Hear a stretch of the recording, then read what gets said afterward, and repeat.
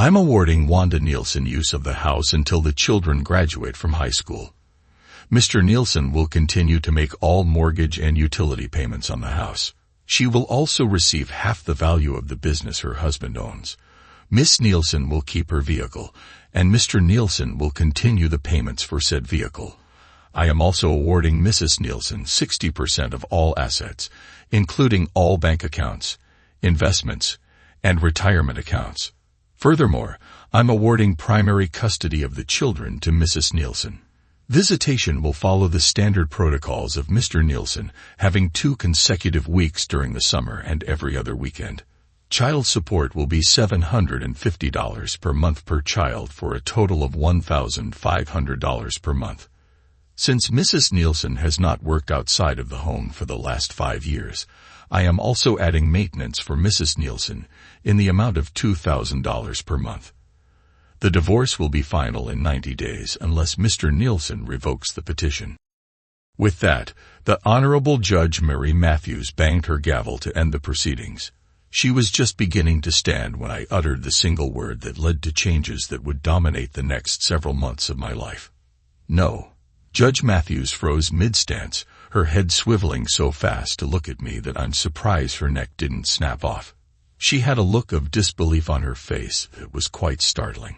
It was as if she simply couldn't believe that someone had the audacity to state that word in her presence. Slowly, she reversed her movements and came back to rest in her chair.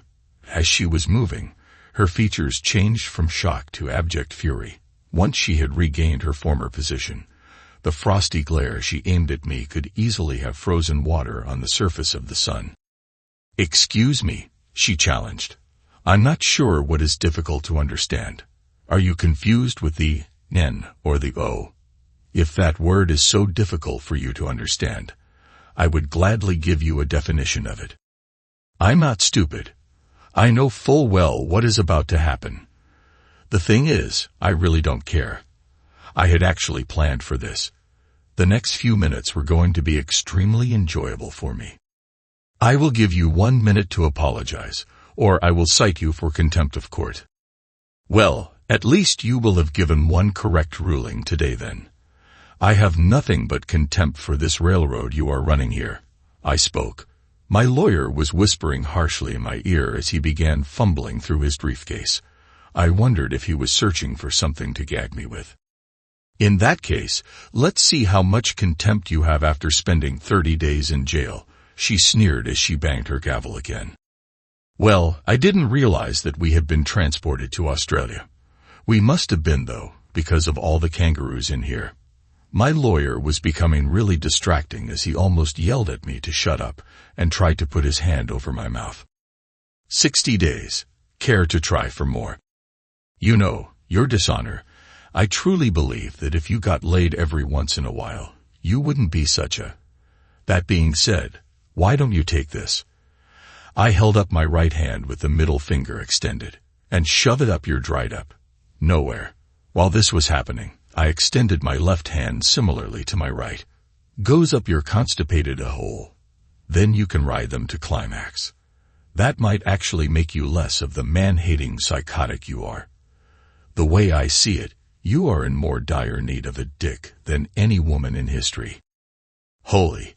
I really thought that someone would be calling 911 at that time. I figured one of two things was about to happen.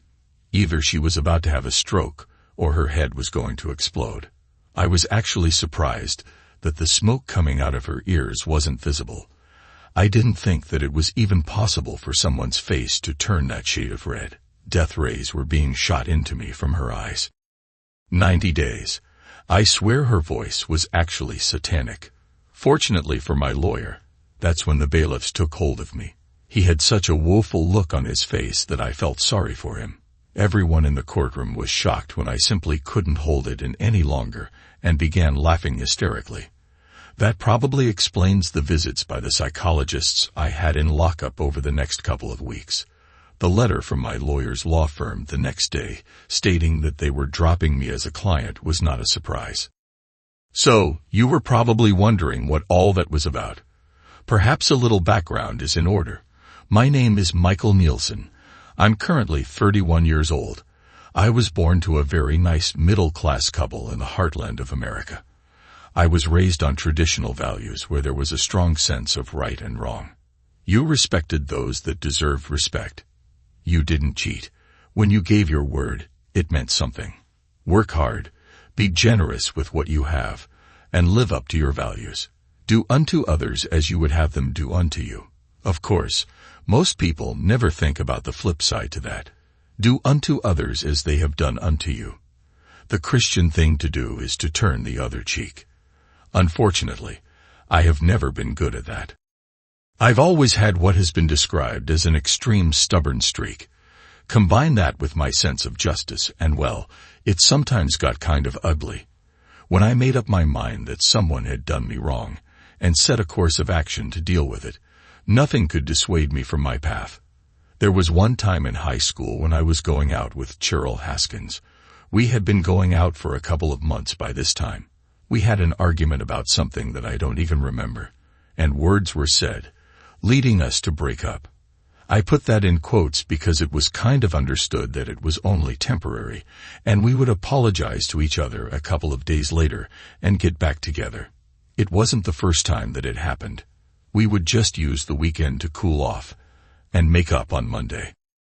Unfortunately, I happened to be walking past the theater Saturday evening and saw my cousin Harold escorting Cheryl into the theater. Two things here. Harold and I were more like brothers than cousins. We were the same age and had been practically inseparable for as long as I can remember. His family lived on the same block as me, and we grew up together. Second, I knew that he also liked Cheryl. He knew that we had broken up, but he also knew that we would probably get back together after the weekend. But he simply didn't do that to each other. From that moment on, he was dead to me. When Cheryl tried to talk to me on Monday, I simply refused to even acknowledge her presence. At church on Sunday, Harold came up to me and tried to talk. I simply stared at him without saying a word. When he finished talking, I simply turned around and walked away. His family came over for Sunday dinner, and I ignored him. He tried to play video games with me, and I simply stopped playing and went to my room. Our parents tried several times to get me to talk to him, but I refused every time. Even a year later, after I actually stole his girlfriend from him, I still refused to have anything to do with him. Oh, I did kick his ass when he confronted me about stealing his girlfriend, but that was it. He sent me an invitation to his wedding years later, and I ignored it. When I married Wanda, every member of my extended family got an invitation except him. Okay, so I'm a bit of an a-hole and hold a grudge. The thing is, when someone does me wrong, I don't forgive unless it was an honest mistake. What Harold and Cheryl did was done on purpose. Right now, a lot of you are thinking that I'm in a hole. If that's the case, let me piss off you snowflakes a bit more. I firmly believe that you shouldn't do the crime if you can't do the time. If you are stupid and screw up, you should fully suffer the consequences of your actions. If you drive drunk and get caught, expect to lose your license for a while, pay higher insurance, and perform community service or whatever else is involved. If your job depends on you driving, you lose your job. I call that a stupid tax. If a girl chooses to spread her legs without protection and ends up pregnant at 18 years old, her stupid tax is being called mommy for the next 18 years. If a guy chooses to bump bellies with his prom date and knocks her up, he should be required to man up and take care of the kid he was half responsible for creating. Choices have consequences. It's called personal responsibility.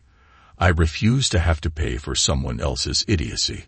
So I worked hard through high school and got pretty good grades. I got some nice scholarships and went to college. I did okay with the ladies and still kept my grades up.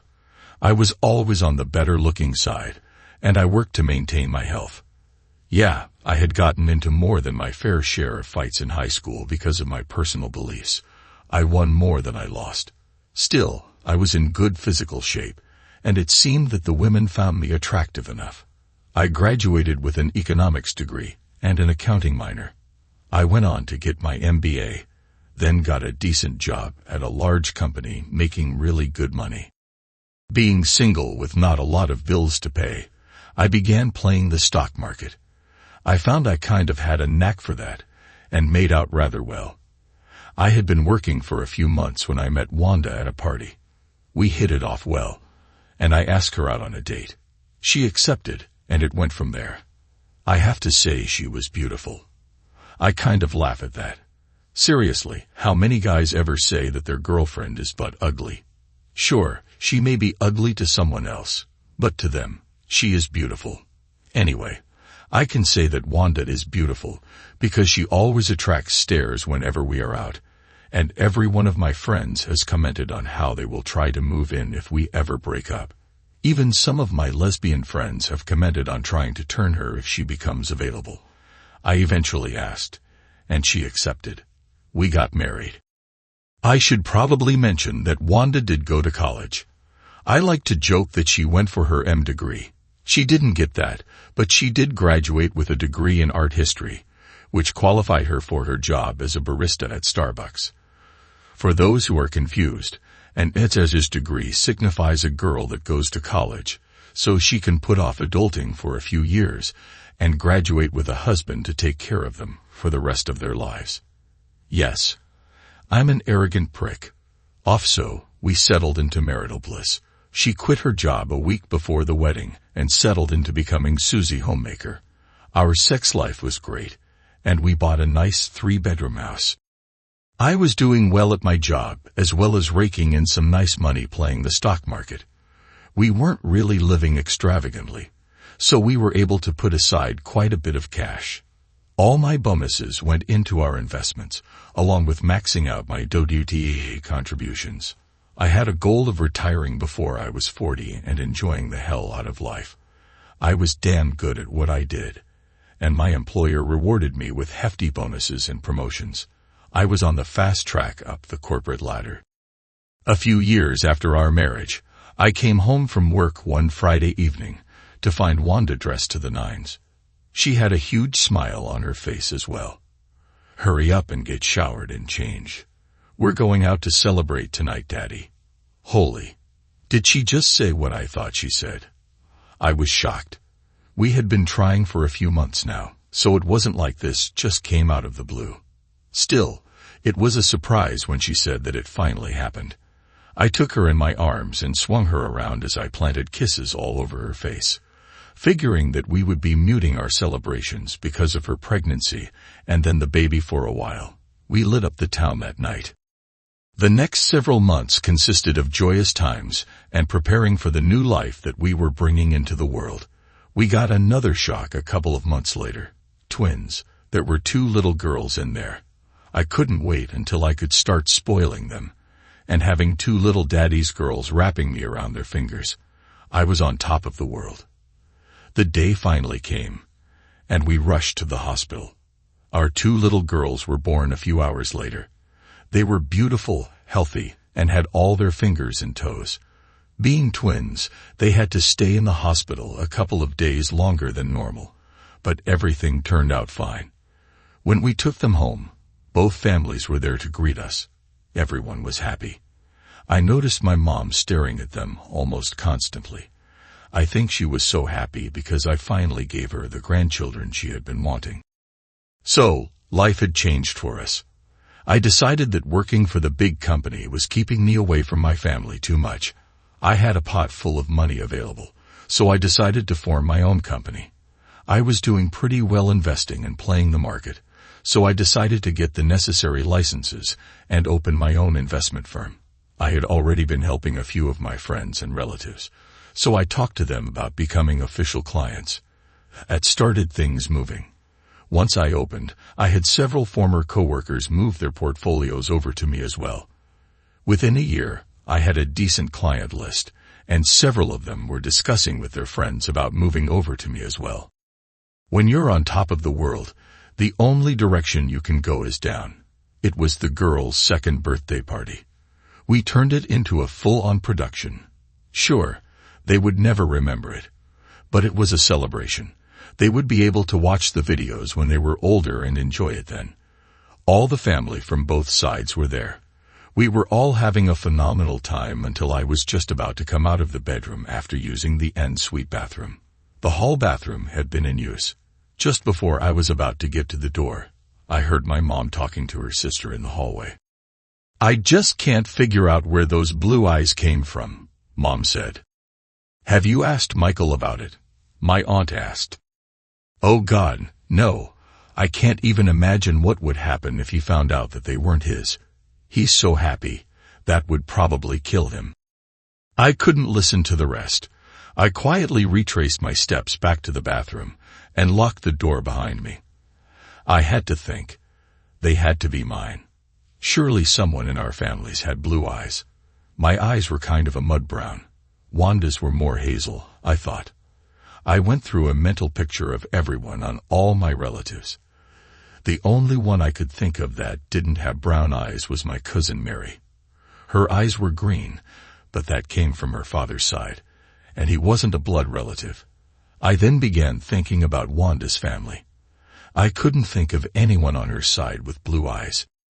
After a while, I figured that I needed to calm down and rejoin the festivities before I was missed for too long. I somehow managed to fight down my feelings, put on a happy face, and return to the party. It was hell for the rest of the day. I did manage to act like everyone expected, but I was mentally making some plans on what I was going to do later. Eventually, things died down, and everyone left.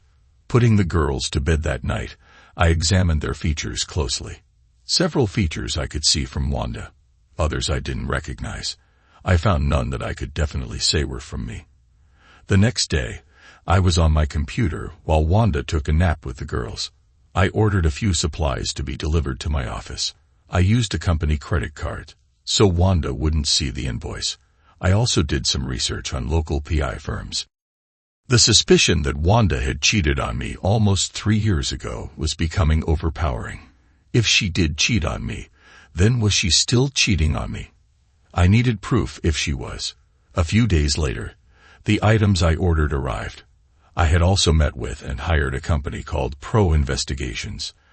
I gave them all of the info on Wanda's cell phone, tablet, and laptop that they needed to hack in. I had also begun making some financial moves as well. If she wasn't cheating and the girls actually were mine, these moves wouldn't really make any difference. However, if what I thought was true, it would make all that money out of her reach. I'll be damned if I was going to pay for her to screw around. And I damn sure wasn't going to pay for someone else's kids. Sure, the girls are innocent victims here, but so am I. She wants to screw around and get knocked up by someone else. Let them pay for it. Nothing was set yet, but I was just waiting on the proof. It was 2 weeks later that I got the letter at the office. I had closed and locked my door before opening it. I cried for an hour when I found out that they were not mine. Deep down, I had already known that, but I had been hoping that I was wrong.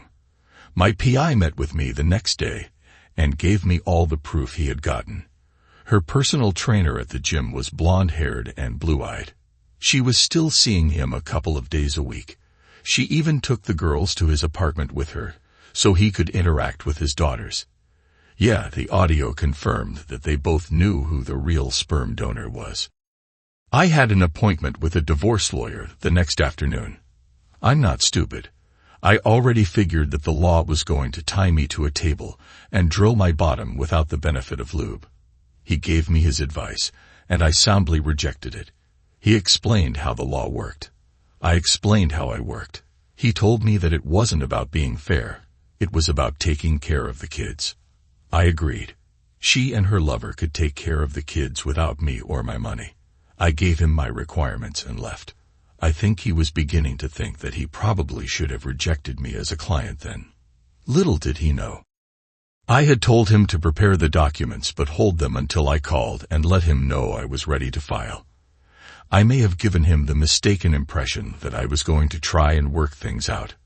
Okay, I lied through my teeth about that. It took 2 months. Everything was completed, and she hadn't even gotten the slightest whiff of a problem. Thank God for that drama class I took as my art elective during my junior year. I had finally gotten to the point where I had, at least on paper, zero net income, and zero assets. Well, except the house and a beat-up Chevy pickup. The house still had a heavy mortgage on it. We had refinanced and took out the equity for some upgrades, so selling it probably wouldn't even cover the brokerage fees. My Lexus was actually owned by the company, not me personally. I had about $10,000 in cash hidden away to live on for the next couple of months. Wanda was really surprised when my cousin Howard and his wife Cheryl showed up that weekend. I explained that Howard and Cheryl had come to see me in my office a couple of weeks ago. After some serious discussions, they acknowledged that what they had done was wrong. They sincerely apologized, and I decided that it was time to let things go. Goddamn, you people are so gullible. Yes, we made up. It is absolutely true that Howard and Cheryl did come and see me in my office last week. Yes, they did apologize again. That is all very much true. I'm an honest man. I seriously am not lying about any of that.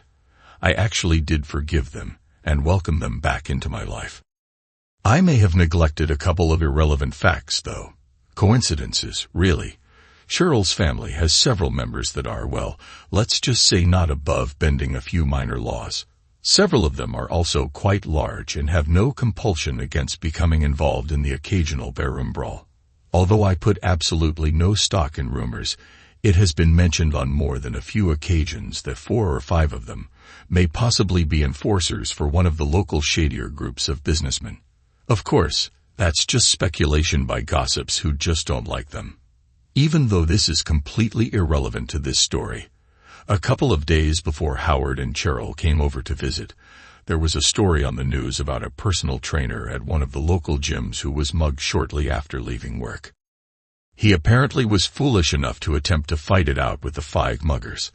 Along with the criminals taking his wallet, car, and stripping him naked, they proceeded to beat the crap out of him, leaving him with a broken jaw, shattered nose, a few broken ribs, broken arm, dislocated kneecap, and both testicles were ruptured. He will be in the hospital for a couple of weeks at least. The police really should do something about the crime in this town. Unfortunately, there are no suspects since all the attackers wore dark clothes, gloves, and ski masks. The doctors did state that the blonde-haired, blue-eyed victim would likely make a full recovery after reconstructive surgery to his face and significant physical therapy. It would be unlikely that he would be capable of engaging in sexual intercourse ever again. He would be finding out over the next couple of months that his car was taken to a chop shop and sold in pieces, his credit cards had been maxed out, his bank accounts were cleaned out, and the info in his wallet was used to steal his identity and put on the dark web. He would be fighting that for years to come. Oddly, Wanda was rather despondent and mopey for about a week or so after the mugging. My only guess is that she is also worried about the increasing crime rate in the area. I did offer to increase the security for the house for her, but that didn't seem to placate her too much. Monday morning, I called my lawyer and asked him to finish the paperwork and get it filed. I wanted her served on Friday late afternoon. He tried to talk me into some changes, but I was adamant. On Tuesday, the forms were ready for my review and signature. I met him at his office to finalize everything. He again warned me against my course of action. Thinking about it, I decided to humor him. I gave her the house. Hell, I even threw in the investments. Of course, I stipulated that I would not pay a dime for anything else. If she wanted to keep the house, she could pay the mortgage and utilities for it. Oh, and there hadn't been a dime in the investment accounts for over a month. I had no problem giving her 100% of zero. What Wanda didn't realize was that I had been moving all my tools and equipment out of the garage. I had also been slowly moving things that I wanted to keep out of the house. Most of that was from my home office. Tools and larger stuff were being stored out on the ranch that Howard and Cheryl owned. Smaller stuff that wasn't really valuable was transferred to a small one-bedroom apartment in a complex owned by an offshore LLC. The owners of the LLC were surprisingly difficult to locate and verify. Friday morning finally came. I headed off to work as normal. I had Howard help me move my truck to the office a couple of days earlier. I dropped off my car, got into my pickup, and drove to the bank. Once at the bank, I cleaned out all the accounts, leaving $100 in checking and savings. I then went to the safety deposit box and cleaned that out as well. I drove over to the ranch and put all the cash and contents of the safety deposit box with my other possessions. I didn't want to take the chance of them finding a newly rented box at another bank and seizing it. I also didn't want anyone to trace a wire transfer either. Besides, I would probably need the cash later. You may be wondering why I was trusting Howard and Cheryl. It was rather simple, you see. The mortgage on their ranch was being held by a certain offshore LLC with rather murky ownership. Besides, even though we had our issues, he is still family. To us, you do not screw with family. The rest of the family takes things like that personally. There was a lot of happiness in the family when Howard and I finally made our peace. I made my way back to the house. It was late morning by this time. I pulled over a couple of blocks away and checked the GPS that I had installed on Wanda's car. Sure enough, she was at the mall, as expected. I hurried home and parked in the driveway. I had packed up the rest of my clothes and belongings over the past couple of days and set them in the garage. Tossing the few boxes in the truck, I went inside and grabbed the rest of my clothes from the closet and dresser. I didn't even bother packing them up. I just grabbed them by the armload, hangers and all. It only took a couple of trips to toss them all inside the cab of the truck. I didn't even bother closing the garage door or even the front door. My cell phone rang as I was leaving the house. It was Wanda. My guess is that her cards didn't work when she tried to check out with her purchases. I took one last look at the GPS signal and saw that it was moving in this direction. I just laughed, tossed my phone onto the table, and walked out the door. Minutes later, I was several blocks away. I arrived at my new apartment and transferred everything from my truck into the appropriate rooms. 3 beers later, and everything was put away. I had just sat back in my recliner when my new cell phone rang. There were only a couple of people who had this number, and my soon-to-be ex-wife was not one of them. "Hello," I answered. "She's been served. You should have the video shortly," the voice said. "Okay, thank you," I responded before disconnecting. Sure enough, 15 minutes later, I received the video over my email. To say she was shocked would be an understatement. Unfortunately, I only had the video from her actually being served until she dropped to the floor like a sack of rocks. The man who served her checked to make sure that she wasn't actually injured, then turned and left. The video ended at that point. I would have liked to see her reaction once she actually began reading the divorce petition and realized that I had DNA as well as video evidence on her infidelity. From that point on, things moved with all the speed of a glacier. I got several phone calls. There were a few from my old office. She had called multiple times to try and talk to me. Apparently, she didn't believe them when they told her that I had resigned and hadn't worked there for the last 2 weeks. Then she actually showed up in person, demanding to see me. That didn't turn out well for her. It took the police being called to escort her off the property to get rid of her. Howard called a couple of times. She began harassing him to try to get a hold of me. I think she figured out that him suddenly showing up was just a bit too coincidental with my suddenly divorcing her. Restraining orders for both my former company and Howard were filed before she finally had to leave them alone. It was 2 weeks later before my lawyer finally contacted her to find out who her lawyer was. She hadn't gotten one yet. First off, she was quickly running out of money. Really, all she had was the cash in her purse and a total of $200 that I left in the bank accounts. She was starting to lean on her parents for support. I was just hanging out and relaxing. I wasn't going to start on any projects for a while because I was planning on not being available for a while. That, and I didn't want anything laying around that she could take from me. She finally did get a lawyer. Meetings were scheduled. I declined to attend and simply gave my lawyer his instructions. My position is firm, not a single penny more. I am led to understand that tempers flared at those meetings. It eventually came to arbitration.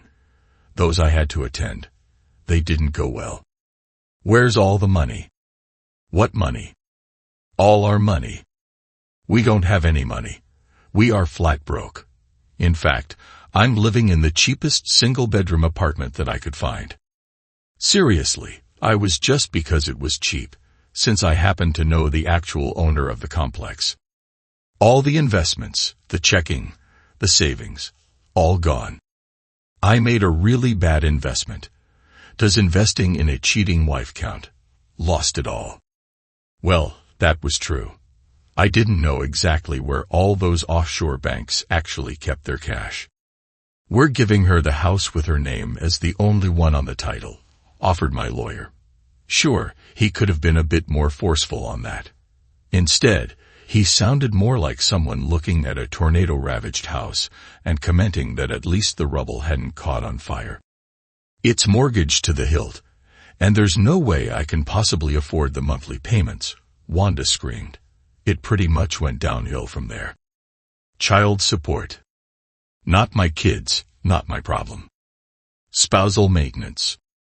Alimony for you fistin' out there. No job, no income, no way.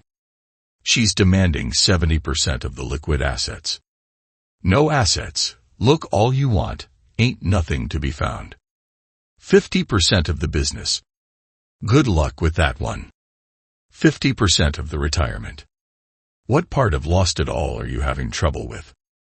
Yeah, arbitration failed spectacularly. That leads us to our day in court. As mentioned at the beginning, it was in front of the very dishonorable Judge Mary Matthews. She was the most feminist, man-hating family court judge in the history of the world. She actually seemed to be even harsher on men whose wives had cheated on them. Of course, if it was the man who cheated, he would usually need to be carried out of the courtroom after his balls were removed by her gavel. Yeah, I was screwed. So, y'all are planning on leaving me a bunch of comments for being stupid enough to think that I could successfully convince them that there was no money. You would be wrong. I knew full well that they could simply look at the accounts from a couple of months ago and see how much was in there. I was not the least bit surprised when the judge used those numbers to calculate exactly how far the screws were going to be turned into me. The thing is, they had no way to access it. I needed the time. Time in order to transfer it around through different banks and different accounts. I even went so far as to personally pull all the money out of one bank, then go to a few separate banks and deposit parts of the withdrawal into several other accounts. Of course, those accounts were in several different names. One of those rather shady businesses that Cheryl's family was involved with was a gag gift shop where you could buy fake IDs for entertainment purposes only. That was even printed on the ID cards.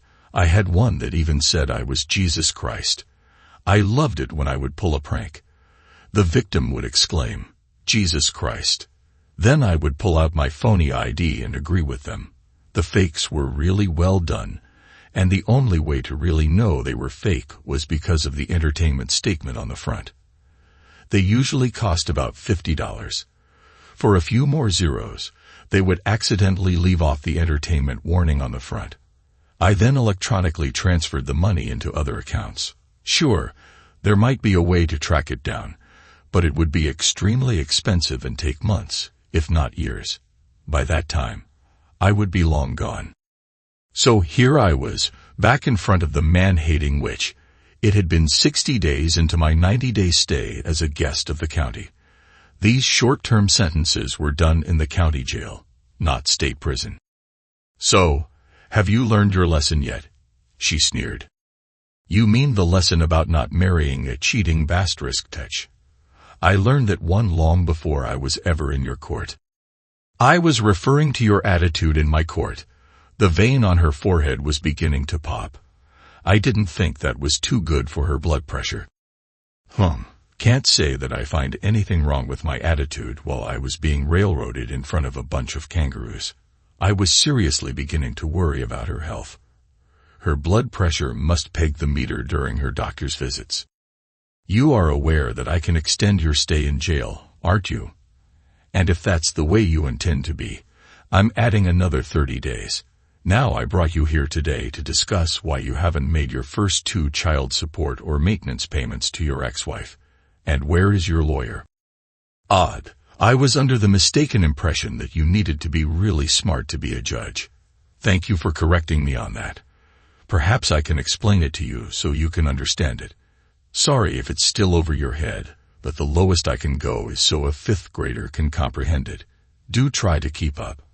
I really was becoming concerned about her bench catching on fire from the flames. She was snorting at that point. I was starting to think that she actually didn't like me. I am in jail. I have no access to any money. Since I have no access to any money, I am unable to send any money. Since it was your dumbass that put me there, perhaps you can explain why you were the reason that the cheating woman can't get the money that you were trying to steal from me to give to that 304. Now, did you get all that? Or do I need to explain it to you slower? So, I was escorted back to my cell for another 90 days. 30 from my original sentence, 30 from her first tirade, and another 30 that I managed to catch at the end. To be honest, it really wasn't that bad. Sure, the food sucked, but I still ate it. I had a nice bed to sleep in and lots of free time to relax. I made good use of the weights and exercise machines. I didn't have many problems in there. First off, it didn't take too long for my courtroom antics to become common knowledge inside the jail. That made me a few friends. Second, did I mention that Cheryl's family has a few connections that could be of help to someone on the inside? In fact, there was only one problem. It came from one of Wanda's less intelligent cousins. He had the wild idea that he could get arrested for something small, get sent to the jail for a week or so, and use the time to teach me a lesson. First off, literally the entire jail population knew exactly who he was before he even set foot inside the compound. From there, it didn't take much brain power to figure out what he was up to. He was spotted halfway across the yard. Unfortunately, one of the inmates ran into him as he was trying to catch an errant pass while tossing a football back and forth. I'm sure the elbow to his gut was purely accidental. Once he was able to stand up and brush himself off, he stupidly continued on his quest. After another 20 feet, he got beamed in the side of his head by a basketball. The guy who made the bad pass apologized profusely. The elbow to the chin while he was being helped up was completely accidental. After shaking his head to clear the cobwebs, he again began his trek in my direction. There were 2 more incidents before he finally arrived at his destination. Since my back was turned, he thought that a sucker punch would be a good idea. Unfortunately, I was far from clueless.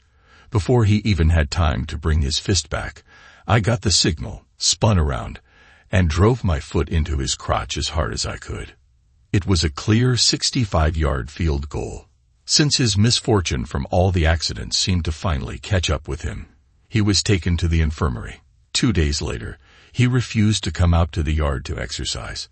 He spent as much time as he could in his cell until he was released. And I'm back before the evil queen. Are you ready to apologize for your vile outburst in this courtroom? I really don't know what you are talking about. Whatever. Perhaps you can at least keep a civil tongue in your head and not extend your stay. So, I take it that another judge is taking over then. Boy, you are standing on my last raw nerve. Are you telling me that I should start stomping my feet now? I should probably see if they have a suggestion box around somewhere. I need to suggest that they have EMTs posted in the courtroom in case he actually has a stroke. Again, you have not paid a single child support or maintenance payment yet. You have also failed to pay the mortgage on the house or any of the utilities as I ordered. I thought that we went through this last time. I can't pay anything as long as I'm cooling my heels here in jail. Second, since you put me in jail, I can't work and make any money to pay anything.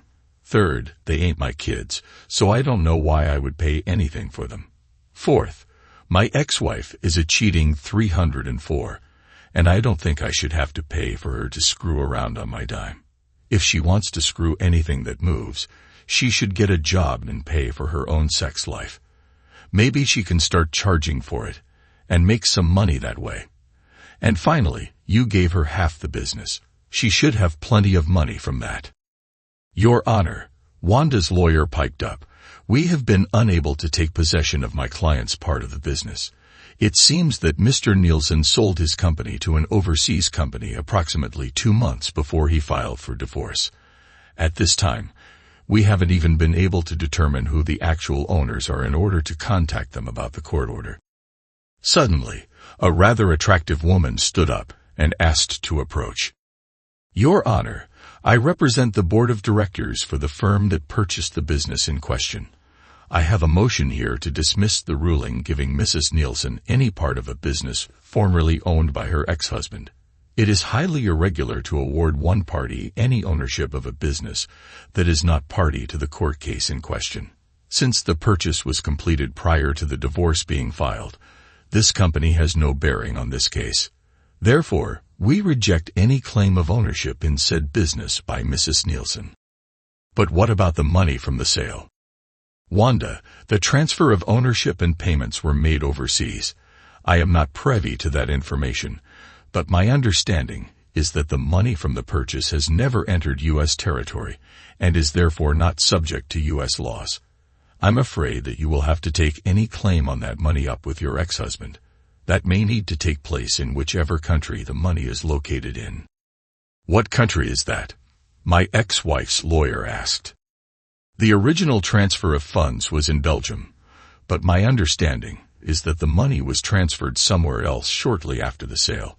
I have no idea where it was transferred to, the young woman replied. Your Honor, my ex's lawyer spoke up again. My client is desperate right now. The house is going into foreclosure because the mortgage hasn't been paid in 3 months. The utilities are about to be cut off. My client's parents were able to help a bit when this first began, but it is getting to be too much for them. My client has found a job, but it is waitressing at a local diner. It doesn't pay near enough to maintain the house. Mr. Nielsen, you have 1 week to bring all the payments up to date. Oh sure, absolutely. Here, let me bend over and just pull the cash out of my crack.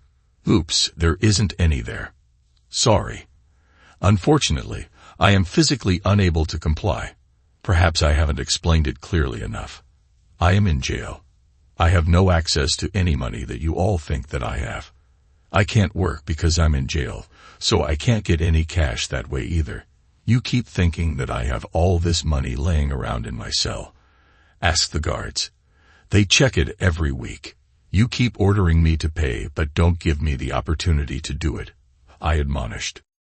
Mr. Nielsen, you can have your lawyer access your accounts and transfer the funds to your ex-wife. First off, as you can clearly see, I do not have a lawyer. Second, what accounts? You keep talking about these phantom accounts, but where are they? I keep trying to explain it to you that I am dead broke, but you refuse to believe that. Third, even if these phantom accounts did exist somewhere, do you seriously think that I have the access information in my head? I would need access to my financial records to get bank account and routing numbers in order to access these phantom accounts.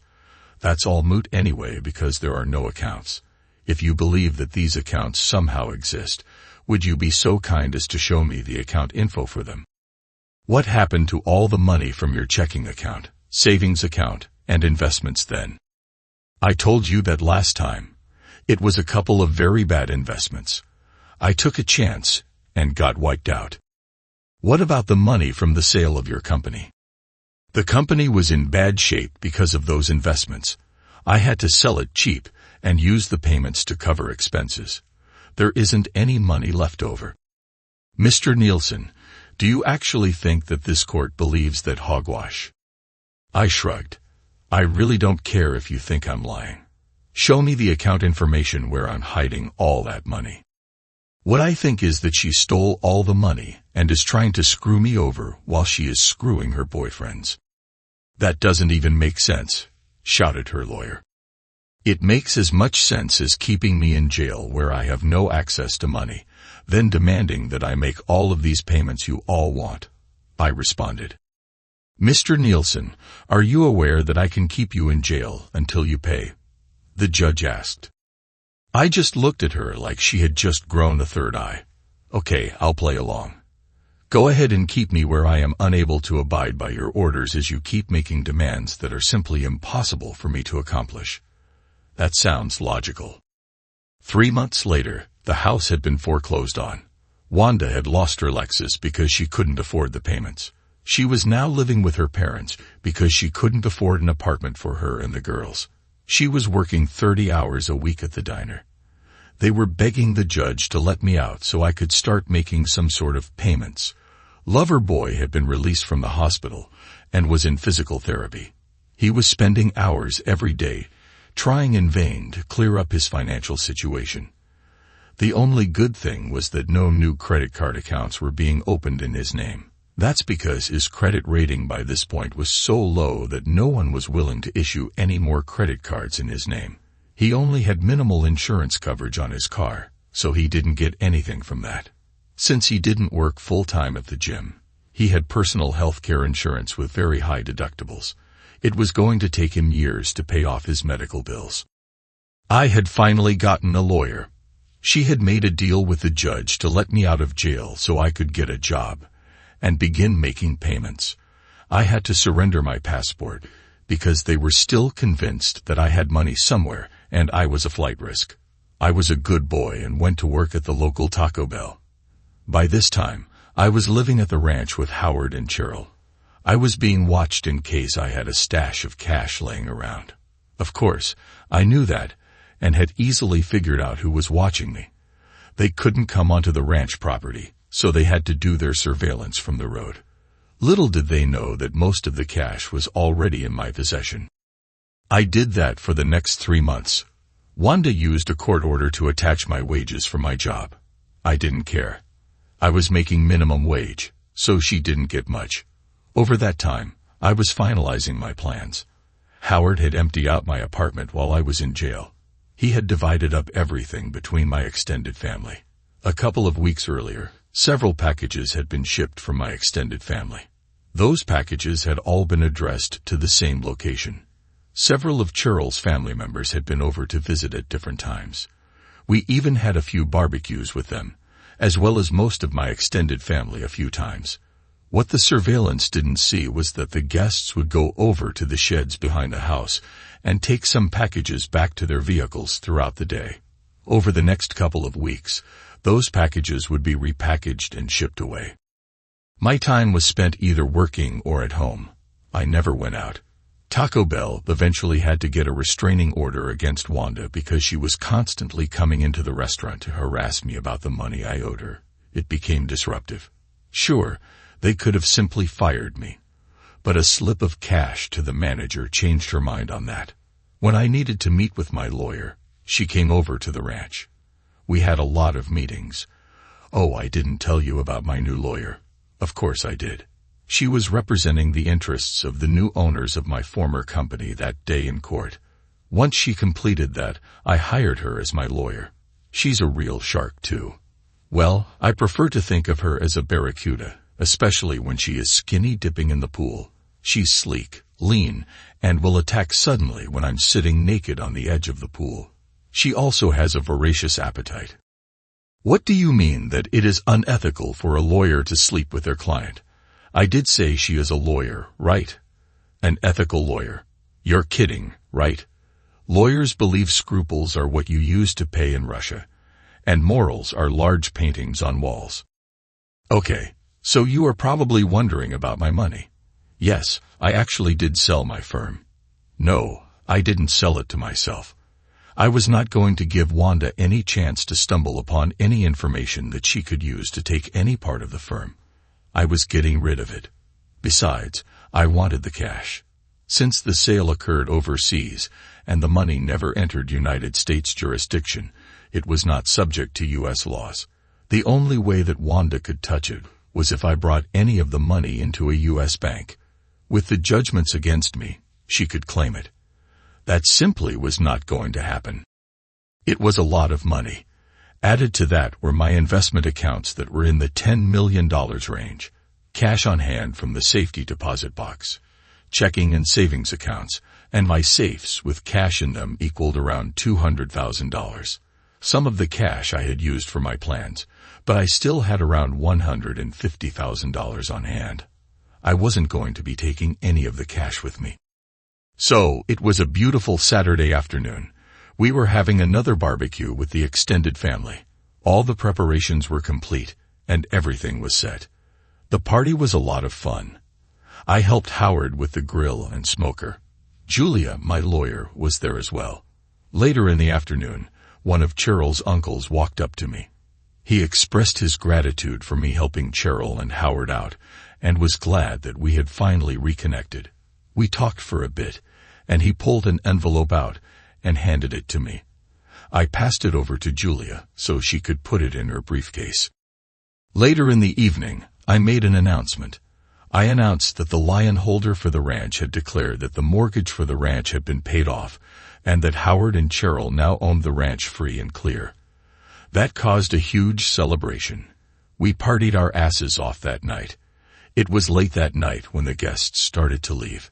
Julia couldn't stay the night because she had a flight to catch the next morning. She left with a group of 6 other cars. Oddly, her flight was out of an airport in the next state. She had packed previously and had everything in her leased car when she came to the party. She never went to her rental apartment. Instead, she went straight to the airport. No one witnessed the man climbing out of the back of her car in the parking garage, and no one took notice of the man casually walking 50 feet behind her as they made their way to the international terminal. Michael Nielsen couldn't travel outside the U.S. because he had surrendered his passport to the court. Mitchell Nelson's passport never even garnered a second look. No one even gave a second look as they held hands in adjoining seats as they flew first class to Mexico City. Julia Davis suddenly disappeared there. Instead, Jamie Nelson joined Mitchell Nelson for their connecting flight to Ecuador. It was 2 days later when Greg and Samantha Cooper reached their hacienda on the Caribbean coast of Costa Rica. They were now multiple members of the Mile High Club. Oddly, an old Chevy pickup that resembled the one which disappeared from the ranch owned by Howard and Cheryl was waiting for them at the hacienda. 2 weeks after the barbecue, a bench warrant was issued for Michael Nielsen. He had failed to show up to work 2 days after the barbecue. He was fired for no show, no call. No payments to his ex-wife had been received since. When Howard and Cheryl were summoned before the court, a lawyer in a $5,000 skirt suit showed up with them. She successfully argued that the couple had no responsibility towards their cousin. He simply rented a room from them. And he disappeared one day. They even produced their own suit against him for back rent. All the information that they could give was that he drove off in his old pickup one afternoon and just never came back. Of course, no one actually believed them, but there was no proof to the contrary. Over the next several years, Greg Cooper operated a small charter fishing boat. His wife, Samantha, ran their small cantina. They were well off in the small village. Their hacienda was one of the larger ones with several luxuries. They occasionally had guests visit for periods of time. Harold and Cheryl were there often, as well as other family members of Howard and Cheryl. It was a simple yet pleasant life for both Greg and Sam. They loved each other fully. They spent most evenings entertaining guests in the small cantina or in their lavish hacienda. Being both wealthy and pleasant to all around, they were both quickly accepted into the small community. Whenever a need was found in the community, they donated generously. It should be noted that Greg continually played the stock markets whenever he was not on his boat or in the cantina. He even set up accounts for some of the locals and assisted them in their finances. Oh, and the dishonorable Judge Mary Matthews. I actually laughed my ass off a few years after I had made my escape to Costa Rica.